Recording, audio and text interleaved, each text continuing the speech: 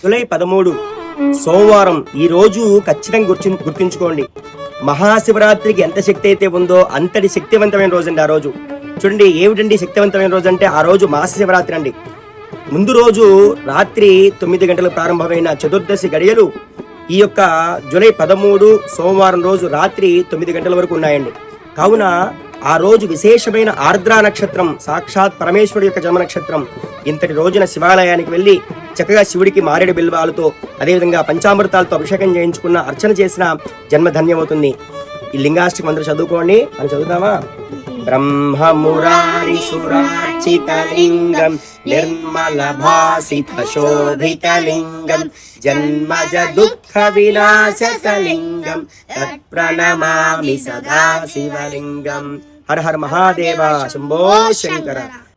July 13 సోమవారం మహాశివరాత్రి. అందరు video గుర్తుంచుకోండి. జయం.